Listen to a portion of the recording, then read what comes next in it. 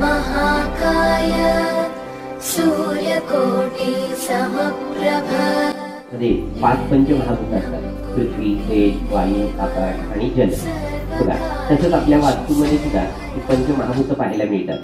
जसं पृथ्वी तत्व म्हणजे जमीन आहे, नंतर सिमेंट वगैरे विटा वापरल्या, पृथ्वी तत्व झालं. नंतर त्यांनी सांगितलं जलतत्व म्हणजे पाणी असतं.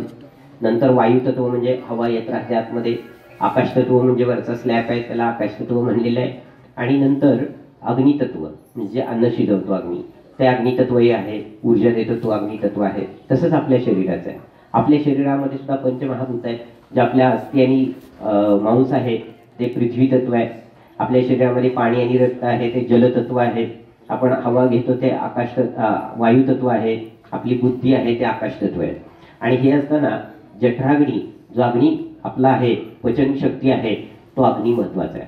म्हणजे या सगळ्यामध्ये तुमच्या वास्तूमध्ये असू द्या, आपल्या घरामध्ये असू द्या, आपल्यामध्ये असू द्या, जर अग्नी तत्व बाजूला केलं तर कोणतंही कर्म व्यवस्थित राहत नाही. म्हणून आपल्या हिंदू धर्म संस्कृतीमध्ये अग्नीला विशेष महत्त्व दिलेलं आहे. अगदी तुम्ही बघितलं विवाहाच्या वेळेचा अग्नी असू द्या, अंत्यविधीचा अग्नी असू द्या. आता अंत्यविधीच्या अग्नीच्या वेळी सुद्धा बघा, आपण राहतो पृथ्वीवरती, आपला देह अग्नीला दिला जातो, त्याला हव्य वाहने म्हणतात. आपण दिलेलं वाहून नेतो आणि तो कुठं नेतो, वायूमध्ये मिसळतो, आकाशात जातो आणि उरलेल्या असत्यानी आपण काय करतो, त्याचं विघटन कुठं करतो, पाण्यामध्ये करतो. म्हणजे साधी गोष्ट आहे, पंचमहाभूतामध्ये सगळ्यात महत्वाचा श्रेष्ठ घटक कोणता आहे तर अग्नी आहे. आणि तो अग्नी जर संतुष्ट झाला तर आपल्या इच्छित कार्यसिद्धी प्राप्त होते. म्हणून त्यांनी काय सांगितलं की बघा, साधी गोष्ट आहे, बऱ्याच जणांना पोटाचे आजार होतात, विकार होतात आणि त्यातूनच बाकीच्या व्याधी उद्भवतात. म्हणजे आपल्याला अग्नी महत्वाचा आहे. तसं त्यांनी गावाकडून आपण मुंबईला पत्र पाठवलं तर ते 4 दिवसांनी पोहोचतं.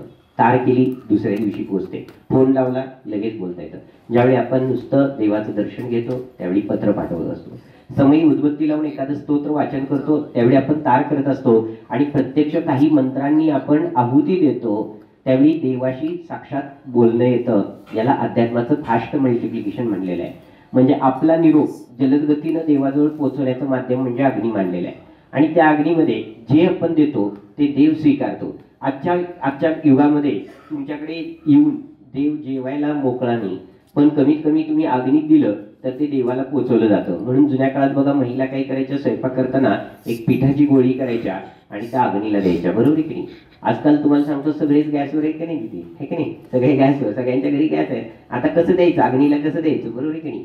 कारण त्यामुळे तुम्हाला सांगतो जुन्या काळामध्ये दूध उतू गेलं तरी महिला लगेच म्हणायच्या कृष्णार्पण मस्तू म्हण, चांगलं झालं दूध उतू गेलं. आता काय होतंय, दूध उतू गेलं तर काय होतंय, लगेच सासू म्हणते आता ठेव तुझी तू लक्ष, तुलाच सांगितलं होतं ना पुसायला, तुलाच सांगितलं होतं ना लक्ष ठेवायला, आता पूस तुझी तू, है का नाही. आणि त्यातली त्यात पवारांची सून, मग तर काय घोटाळाच, है का नाही. नवीन आलेल्या सासू सुनांना नमस्कार, है का नाही. तर तो एक विनोदाचा भाग. पण सत्य परिस्थिती काय होते, जुन्या काळात बघा भांडणं मिटवण्यासाठी एक चांगला पर्याय होता. तेल सांडलं तर लगेच म्हातारी महिला किंवा आजी बनायची घरातली, कृष्णार्पण मस्तू म्हण. आज तुम्हाला सांगतो तेल सांडलं तर ते पोराला एवढा हाणला जातोय, तुमचा केला जातोय. म्हणून तुम्हाला सगळ्यांना विनंती आहे, अग्नी काय करतो, आपण दिलेलं हविष आहे ते देवांना पोचवतो. आता आजच्या यज्ञाचा उद्देश काय. आता तुम्ही म्हणाल आम्हाला माहितीच नाही हे सप्तशती बीजात्मक काय आहे, तुम्ही काय घेता. आता तुमचं खरंच सगळ्यांचं कौतुक आहे, तुम्ही स्वीकारता. तुमच्या लक्षात आलंय की ही व्यक्ती काहीतरी उद्देश घेऊनच बसणार आहेत, काका काहीतरी उद्देश ठेवूनच करणार आहेत. खरं तर तुम्हाला सांगतो, बीजाशिवाय वृक्ष निर्माण होत नाही, बी पेरल्याशिवाय शेतातून काही उत्पन्न होणार नाही. आणि मग जशी मुळाक्षर आहेत तसं तुम्हाला सांगतो, सप्तशती हा ग्रंथच मुळात एवढा पॉवरफुल आहे. देवी पुराण असू द्या, देवी महापुराण असू द्या, देवी भागवत असू द्या, सर्व ग्रंथांमध्ये बघितलं तर सर्वश्रेष्ठ असा ग्रंथ सप्तशती ग्रंथ दिलेला आहे. जसे की सीतामातेला जानकी म्हणलं जातं. रावणापर्यंत इतिहास माहिती आहे, गेल्या वेळी पण मी सांगितलं. पण रावणाचा भाऊ दुसरा शतानन, त्याला सुद्धा मारण्याचं काम सीतामातेने केलं होतं. आणि अशा पद्धतीनं ही देवी आहे ती सर्व जगताची जननी आहे. आणि आपली हिंदू धर्म संस्कृती स्त्री प्रधान संस्कृती आहे. आता तुम्ही बघितलं, मी महिलांना उजव्या बाजूला बसायला सांगितलं जोडीनं आलेल्या, आणि पुरुषांना डाव्या बाजूला बसायला सांगितलं. आता कदाचित तुम्ही इथं आलेले सुज्ञ आहात, पण मात्र काही ठिकाणी बघितलं तर लोक म्हणतात काका असं कसं काय हे